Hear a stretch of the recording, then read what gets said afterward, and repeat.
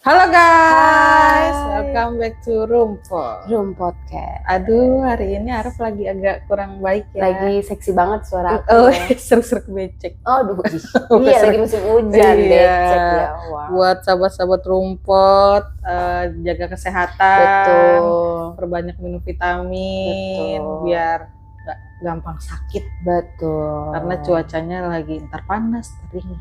Lagi ekstrim banget. Oke, kita lanjut ke pembahasan nih.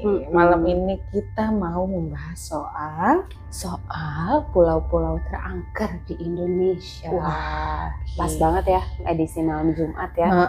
bener. Pulau-pulau terangker. Punya pengalaman? Kayaknya ada deh. Ada di salah satu beberapa pulau. Ya, Oke, tapi bener. nggak serem banget. Aku ada sih, tapi bukan horor. Jadi Lebih ke ekstrim karena waktu naik pesawat kapal kayu lagi badai. aku juga pernah. Pernah. Iya, Itu badai banget. jadi kayak keombang ambing Iya, gitu, parah. Ada di Instagram aku juga. Iya, Aku share ada. dari Parah. situ makanya aku udah nggak Trauma berani. ya? Iya, Di mana? apalagi Pulau mana?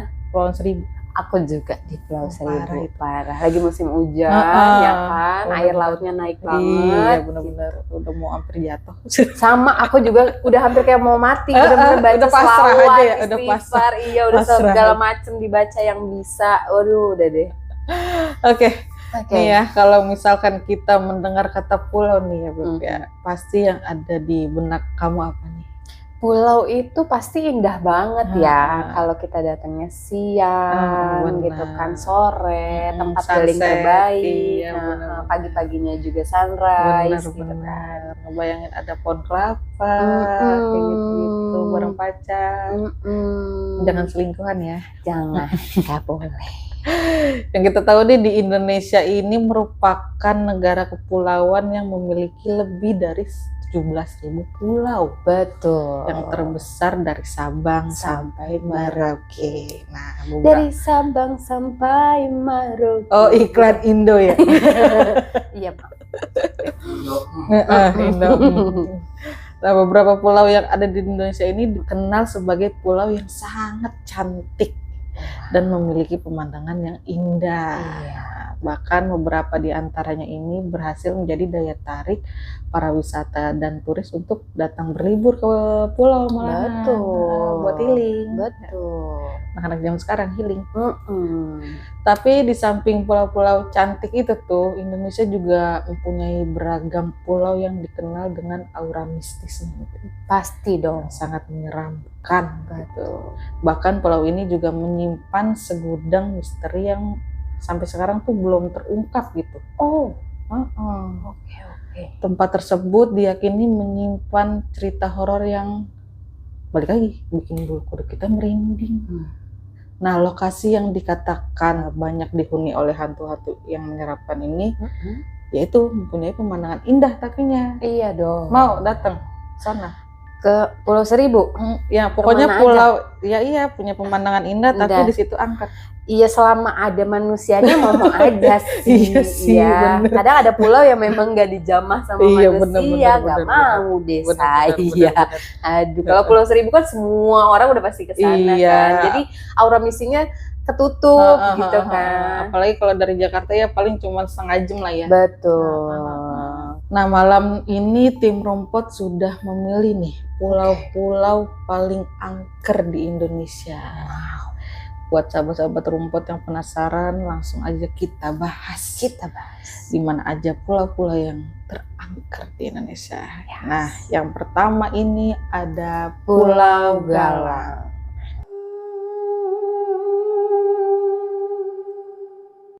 Wow, Pulau Galang nih aku pernah dengar nih. Aku belum denger sih, baru ini. Ini gila sih. Jadi dia tuh emang ciri khasnya tuh apa ya, mistisnya kental banget karena pulaunya cuma panjang terus banyak pohon-pohon yang gede gitu. Jadi dulunya kayak kalau yang aku tahu tuh bekas kapal apa-apa gitu atau apa gitu. Kita simak ya, kita ceritain ya. Jadi Pulau Galang ini merupakan salah satu pulau yang berada di wilayah Kota Batam, Provinsi Kepulauan Riau. Jadi awalnya Pulau Galang hanyalah tempat tidak berpenghuni di Kepulauan Riau. Namun pada saat Perang Saudara pecah di Vietnam tahun 1975, sebagian warga dari Tanah Naga Biru itu melarikan diri dengan perahu. Itulah sebabnya mereka disebut sebagai manusia perahu. Ternyata perahu, salah aku, bukan kapal ya. Nah, menurut catatan, para pengungsi itu harus berdesak-desakan di perahu nih. Bahkan ada yang meninggal di perjalanan karena saking banyaknya. Iya, ya, apalagi kalau perahu kan kecil ya. Udah desek-desekan, namanya dari Vietnam mau kemana gitu yang dia tuju, pasti ngelewatin samudra mungkin ya, ombaknya tuh parah-parah ya kan. Dan memang si Pulau Galang ini terkenalnya namanya Kampung Vietnam. Gitu. Karena kebanyakan orang Vietnam kayak gitu. Sehingga akhirnya kapal mereka sampai di beberapa pulau di Indonesia, termasuk Pulau Galang ini. United Nations High Commission for Refugees atau UNHCR meminta Indonesia untuk menjadikan Pulau Galang ini sebagai lokasi penampungan para pengungsi perang dari Vietnam. Sejak saat itu, Pulau Galang ini dikenal dengan nama Kampung Vietnam. Semenjak kampung ini didirikan, jumlah pengungsi yang datang ke sana semakin bertambah seiringnya waktu, sehingga mencapai 250.000 jiwa. Wah, gila. Banyak banget itu, satu RT ya? Ada gak satu RT 250.000? Enggak, satu kelurahan? Iya. Bisa jadi kan? Bisa jadi, satu kelurahan. Iya, benar. Wow. Kemudian didirikanlah kampung pengungsian lengkap dengan berbagai fasilitas seperti barak-barak, rumah sakit, tempat ibadah, sekolah, bahkan ada penjaranya. Ada penjaranya juga? Iya. Selama belasan tahun mereka tinggal di camp nih, Beb, pengungsian Galangnya ini.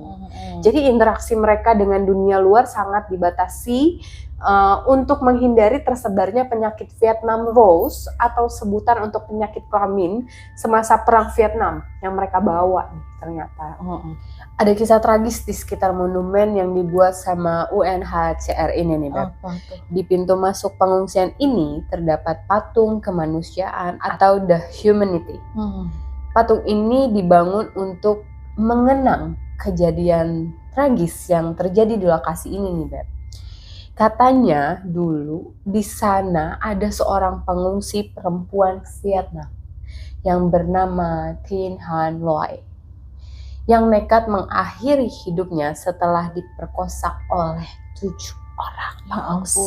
Kasihan banget ya. Ya Allah, nasibnya gitu amat.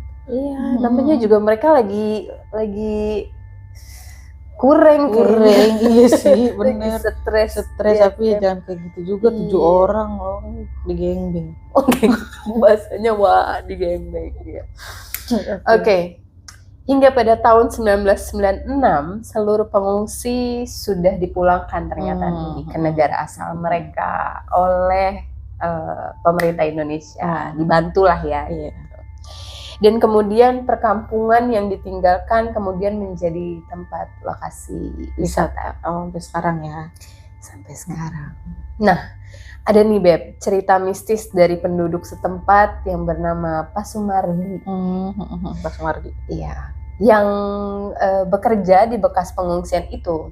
Ia bercerita bahwa saat itu ada salah satu pengunjung yang tiba-tiba sakit setelah dia berselfie ria di patung kemanusiaan itu. Dan dikatakan ada sebuah sosok yang muncul di foto tersebut. Sosok si ini kali ya, yang cewek itu kali. Iya, betul. Sosok itu adalah si Tin Han Loy itu. Ada juga nih cerita dari salah satu pengunjung yang datang ke tempat wisata itu. Katanya dia juga melihat sosok wanita yang berbaju merah yang sedang menangis.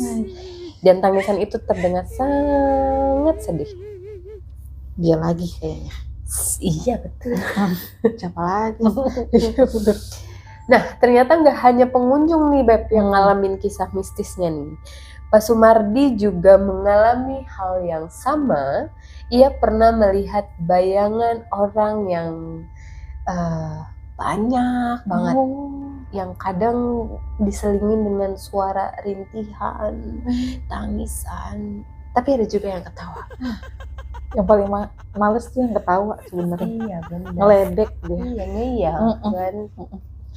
Nah, Pak Sumardi juga menambahkan nih Beb, ada juga katanya nih kisah bunuh diri dengan cara membakar dirinya setelah ditolak sebagai pengungsi. Jadi dia mengungsi, ditolak, akhirnya dia membakar dirinya. Hal yang sama juga terjadi pada seorang kopral Vietnam Selatan. Ia melakukan gantung diri setelah status pengungsi dan permohonan peninjauan ulangnya ditolak. Ada juga nih yang membakar dirinya di depan kantor UNHCR ini dengan cara menyabet perutnya dan membakar dirinya. Aduh, ngilu banget dengernya. Segitunya ya, sampai segitunya gara-gara perang. Oke, kita lanjut. Yang kedua ada Pulau Onrus. Nah, Pulau Onrus ini terletak di Kepulauan Seribu, Jakarta Utara nih. Dia menyimpan sejumlah misteri. Yang terkenal itu tentang kisah Maria van der Werf yang lahir pada 1693 dan wafat pada tahun 1721. Saat itu usianya 28 tahun. Oh iya, 93. Oke. Sosok Maria ini menjadi legenda nih Beb di Pulau Onrus. Konon katanya jiwanya ini nih masih setia nih menanti kedatangan sang kekasih. Itu sebabnya arwahnya tuh masih berkeliaran lah di Pulau Onrus. Nungguin. Masih. Menurut cerita yang beredar, gadis ini dikabarkan meninggal dengan cara bunuh diri.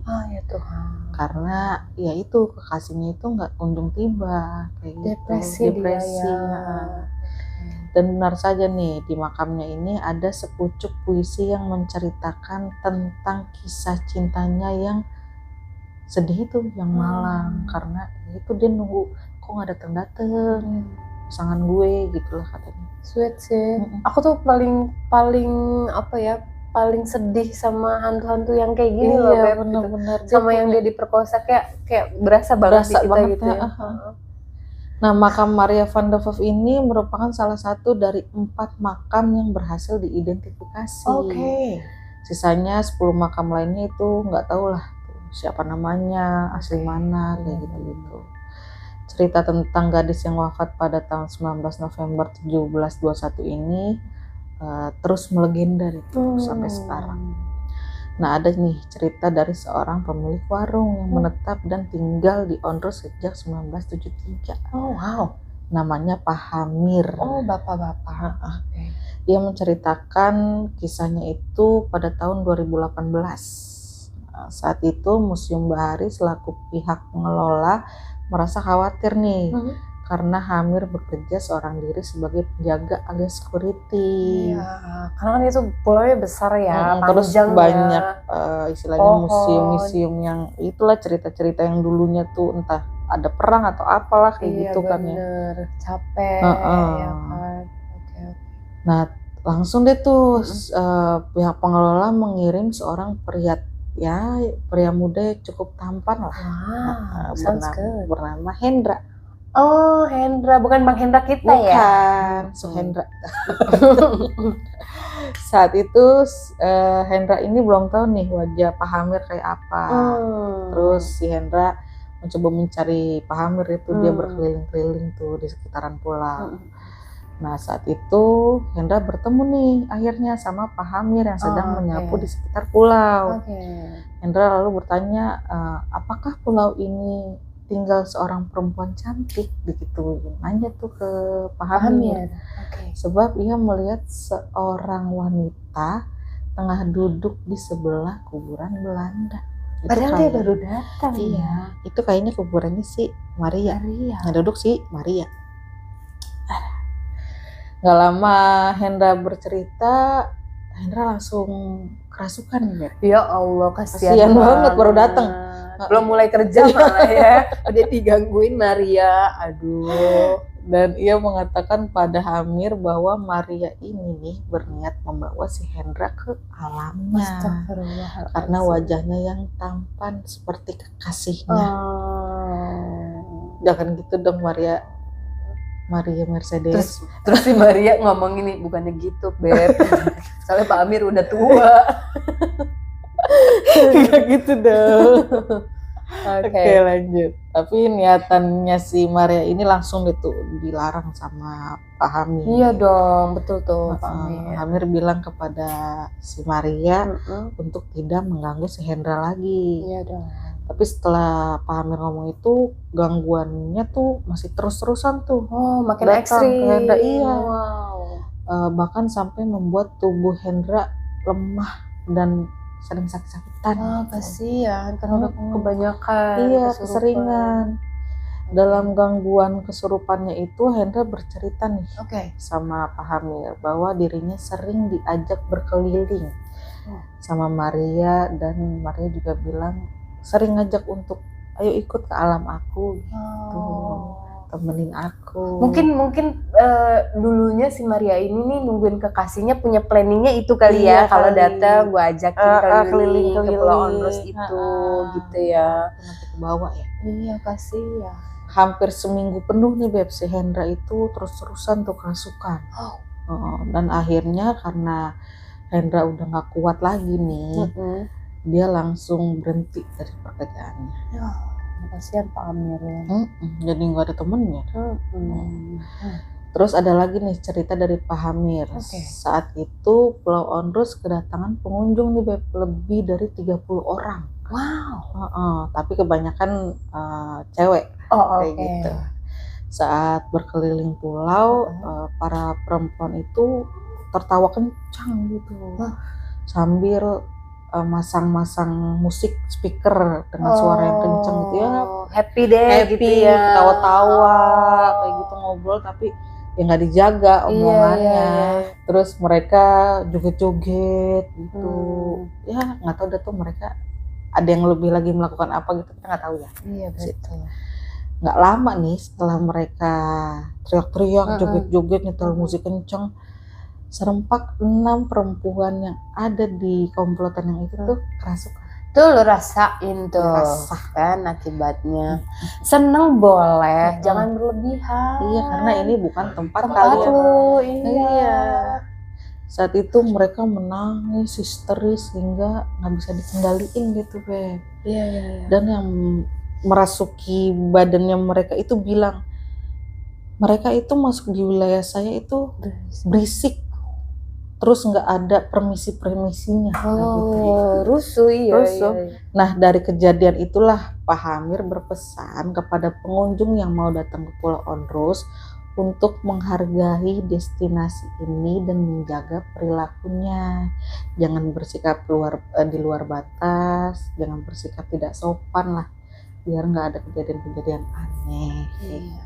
Lagi ya, tanpa harus dikasih tahu sama penjaga pulau atau penjaga apapun, lu sadar diri aja. Lu masuk rumah sendiri aja, assalamualaikum. Iya nggak sih? Atau enggak sepada kan gitu ya. Kalau permisi lah ya. Ini masuk wilayah masa orang. kayak gitu aja lu nggak paham sih. Heboh sendiri deh. Kan kurang ajar emang.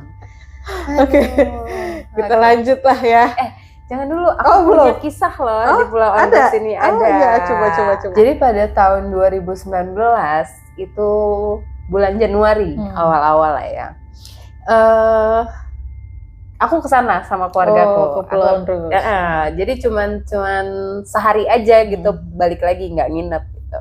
Nah waktu itu kan paketan kan kalau ke Pulau Seribu tuh. Aku ke Pulau Kelor, ke Pulau Cipir, sama si terakhir Pulau Ondros ini. Itu pulau-pulau angker juga tuh. Iya, ternyata itu Pulau Angker, Beb, ya kan. Aku nggak tahu kan di situ, dan nggak tahu juga deh tuh kenapa keluarga aku milihnya itu gitu kan. Nah, di Pulau Kelor sama Cipir ini nggak apa-apa gitu kan, udah nggak ada yang aneh-aneh gitu. Nah pas terakhir ke Pulau Onrus ini dia kan memang panjang banget gitu kan. Nah kita jalan gitu kan, terus ada museum yang panjang juga kan, karena kan memang banyak banget bangunan yang udah hancur kan di Pulau Onrus ini gitu. Tahu aku juga itu pulau kena waktu gunung apa? Krakatau juga oh, ya. Iya bener. Nah terus abis itu namanya kita wisata gitu kan, dan aku jalan aja tuh di situ tuh, jalan sama pacarku dulu ya kan. Dan nih terus jalan terus sampailah mentok ke ujungnya itu ada pohon yang ada ayunannya. Ya ayunannya tuh ada 2 gitu Beb. Nah udah nih ya kan aku videoin gitu kan, terus sambil ngejelasin juga kalau kan kelihatan tuh Pulau Cipir juga kan, karena kan dekat kan. Nah pas aku lagi videoin kayak gitu, aku ngerasa kok kayak rame banget di situ. Padahal cuma keluarga aku doang gitu. Yang pas kebetulan pas kita kesana tuh keluarga aku doang gitu kan. Tapi yang nggak tahu hawanya tuh kayak rame banget gitu kan. Nah terus pacarku tuh bilang sini, duduk sini di ayunan gitu. Terus aku kayak feeling aja kita kayak aduh kok nggak enak gitu kan. Iya nanti gitu kan. Dan akhirnya aku duduk, pas aku duduk gitu kan, aduh udah nggak enak, udah cabut yuk gitu kan. Ini masih yang karena aku nggak peka kali ya orangnya. Iya ya siang. Nah terus akhirnya udah yuk cabut yuk gitu kan, aku ajakin nih cabut yuk. Pas aku cabut ya kan, nah di Pulau Onrus itu seingat aku ada pohon beringin yang besar. Nggak tahu itu paling terbesar atau emang ada banyak yang lain, tapi menurut aku itu pohon beringin besar banget. Di situ tuh bener-bener pas aku lagi jalan gitu, aku doang yang denger gitu, kayak dari atas itu kayak, demi Allah, aku tuh langsung ya, wah udah deh, aku jalan cepet-cepet kan. Terus udah tuh pacarku kayak, iya kita sama-sama nggak peka gitu kan, dan ya kita nggak percaya kalau siang aja diganggu gitu kan. Jalan. Nah aku samperin keluarga aku nih ke yang museum yang kokohnya ini kan.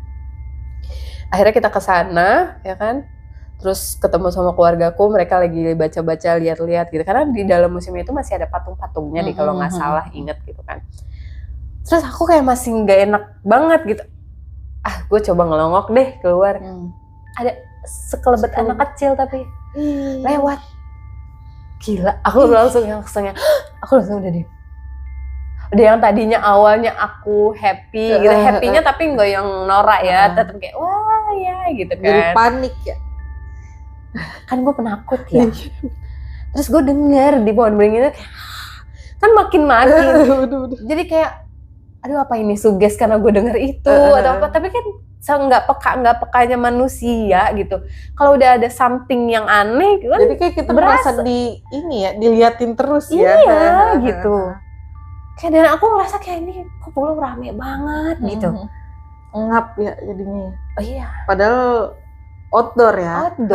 Terus angin laut kan enak ya ini gitu. Malah panas ya. Gila sih terus.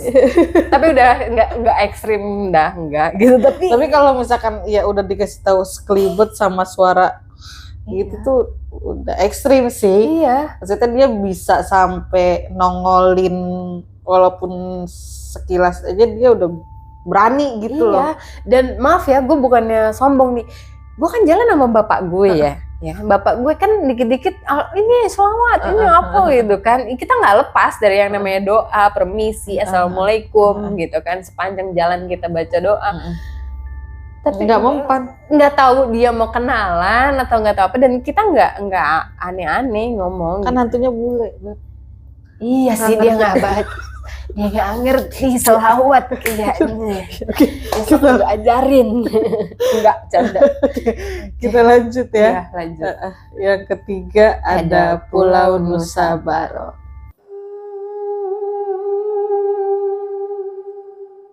Pulau Nusa Barong atau Nusa Barung ini merupakan sebuah pulau kecil yang terletak di sebelah selatan Jember, Jawa Timur. Tepatnya terletak pada wilayah Desa Puger, Kulon, Kecamatan Pugor, Kabupaten Jember, Jawa Timur. Pulau Nusa Barong juga kerap dikenal sebagai Phi Island, Jawa Timur. Karena dianggap oleh para wisatawan mirip dengan Phi Island di bagus Thailand. banget dong ya.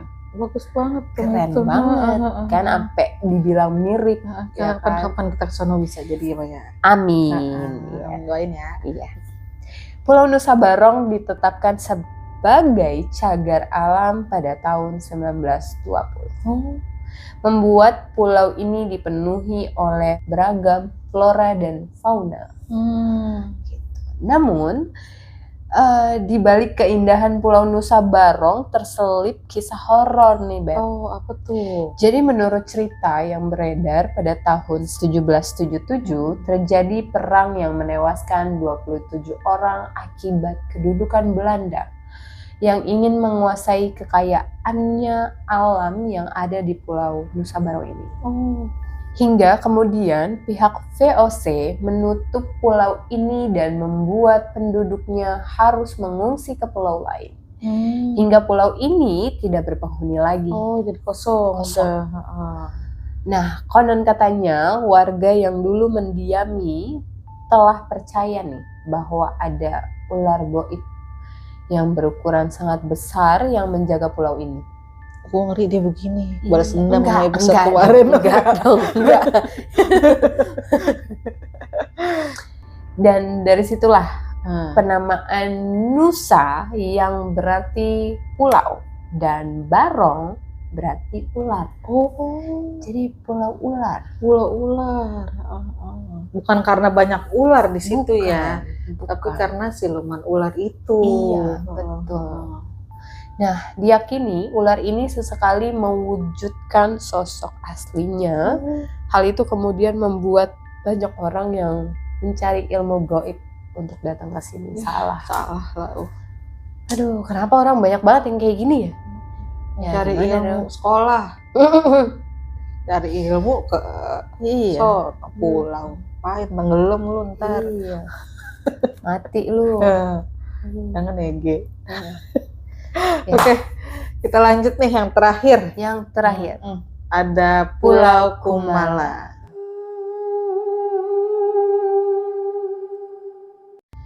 Yang kita tahu nih, Kalimantan ini memang terkenal dengan pesona alamnya ya, terutama pada hutannya lah gitu. Dibilang dia tuh jantungnya bumi lah bisa dibilang. Betul. Makanya kan ibu kota mau dipindahin ke sana. Kalimantan. Jangan dong jauh. Iya, jangan. Udah sini aja deh. Iya, udah sini aja. Banyakin aja bangunan. Iya, sampai penuh, sampai penuh. Udah polusi. Bukannya pagi-pagi ngirup udara, ngirup bau knalpot gue. Betul. Gue mau berangkat kerja jatuh kan nih sampai kantor bau knalpot rambut gue. Anda. Oke, lanjut. Nah, di mana nih hutan-hutan di Kalimantan itu, yaitu disebut malah paru-paru dunia. Namun di balik hutannya yang masih asri ini, Kalimantan ternyata juga memiliki sebuah pulau. Namanya Pulau Kumala. Sari. Enggak, bukan. Iya. Pulau Kumala ini terletak pada bagian barat kota Tenggarong, Kabupaten Kutai Kertanegara, Kalimantan Timur. Meski telah cukup lama dijadikan tempat berlibur bagi masyarakat setempat nih, konon katanya pulau ini menyimpan beragam kisah mistis yang membuat banyak orang penasaran malah. Aku taunya si Pulau Kumala ini dia ciri khasnya tuh suka ada suara trompet kapal. Oh mungkin karena dulunya ada kapal yang terdampar mungkin.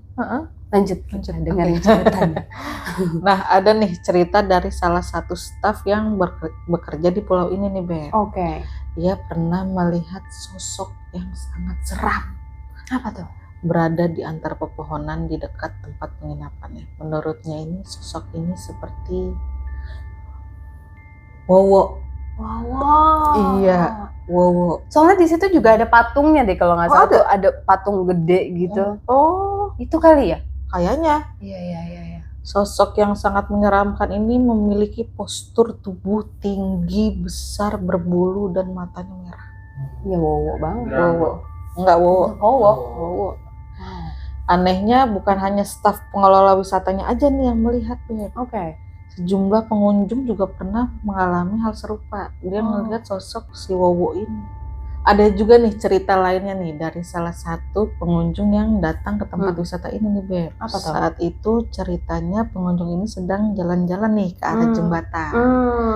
Terus tiba-tiba ia melihat sosok wanita yang cantik banget.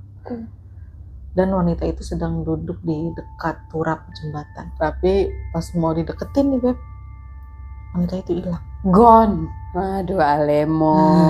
Kemana tuh? Nyemplung kali ke laut. Salah. Coba itu hilang. Padahal baru beberapa detik doang dia mau maju. Pas dia mau ngelangkah gitu hilang. Ya. Kan nggak masuk akal banget ya. Gitu. Oh, bisa jadi halusinasi. Bisa. Nah, cerita yang terakhir ini dialami oleh warga yang bernama Amir, Beb. Amin. Iya. Amir ini merupakan tukang kebun yang sehari-hari bekerja di Pulau Kumala ini nih. Oke. Saat ia sedang berkebun ini tiba-tiba ia melihat sebuah gua, Beb. Di situ. Iya, yang belum pernah dia lihat nih sebelumnya. Karena emang nggak ada goanya. Emang nggak ada. Iya. Makanya dia bingung kok ada goa. Karena penasaran nih, Amir kemudian deketin dia tuh gua itu. Masuklah dia ke gua tersebut. Oke. Karena merasa janggal begitu kan. Pas dia masuk ke gua itu, yang dilihat malah bukan gua. Kalau gua kan batu-batu gitu kan. Iya. Kiri kanan batu gitu kan. Malah yang dia lihat lorong gitu. Oke. Lorong gelap. Terus dipenuhi kamar di kedua sisinya tuh, di kiri kanan tuh. Kayak dia sedang berada di sebuah kapal. Kan? Ada cerita yang itu. kapal. Iya. Nah, saat melewati lorong tersebut, si Amir gak sengaja ngedenger suara orang sedang ngobrol nih di salah satu kamar. Dia pun langsung nengok nih ke kamar tersebut. Kan penasaran nih, orang Indonesia penasaran kan ya. Kepo. Saat dilihat ternyata yang ngobrol itu adalah pria-pria bule, Beb. Para pria itu pun lalu mempersilahkan Amir buat masuk. Serem banget. Iya. Oke. Terus Buat duduk bersama mereka tuh. Oke. Anehnya, para pria bule itu malahan melanjutkan pembicaraannya mereka. Lanjutin. Nggak peduliin kalau di situ tuh ada si Amir. Oke. Nggak lama, mungkin karena bete kali ya, dia ngedengar orang ngobrol pakai bahasa Belanda kali ya. kayak gitu. Dia nggak ngerti, udah dia tidur deh tuh, ketiduran kayak gitu. Dan saat dia terbangun, ia sudah berada di tempat awalnya ia sedang berkebun. Dan gua tersebut gone, hilang. Banyak pihak menduga bahwa Amir ini memasuki dimensi lain. Iya, pasti dong. Dan yang ia datangi itu adalah salah satu kapal perang asing yang tenggelam di perairan Tenggarong. Kapal asing ini dimiliki oleh tentara Inggris yang tenggelam dalam pertempuran melawan pasukan kerajaan Kutai di masa lalu. Gila, sampai dimasukin dimensi lain loh. Untung pulang. Iya, kalau enggak udah hilang sampai badan-badannya, sampai jasad-jasadnya. Tapi kayak aku pernah dengar si Amir ini deh. Iya. Jadi dia kenapa dia bangun itu, dia dibangunin sama temennya. Kayaknya deh, seingat aku. Makanya tuh dia jadi kebangun tuh, dia kayaknya dibangunin sama temennya juga. Kasian juga. Tapi untungnya alhamdulillahnya. Kayaknya itu si bule-bule tadi gitu kan, cuma kayak mau kasih lihat gitu. Dulu tuh gue begini gitu. Nggak niat jahat untuk bawa si Amir ya. Soalnya nggak diapa-apain. Iya. Cuma ya udah lu dengerin aja kita ngobrol. Lu udah masuk, ya udah lu masuk deh di sini deh gitu kan. Dipersilahkan secara baik. Gitu. Oke. Akhirnya selesai juga pembahasan kita tentang pulau-pulau angker terseram di Indonesia. Untuk sahabat rumput yang mungkin juga pernah ke pulau-pulau yang keempat ini kita bacain, boleh dong di-share juga pengalamannya. Mungkin dia punya pengalaman mistis, langsung Iya. komen di bawah, ceritain pengalaman kalian.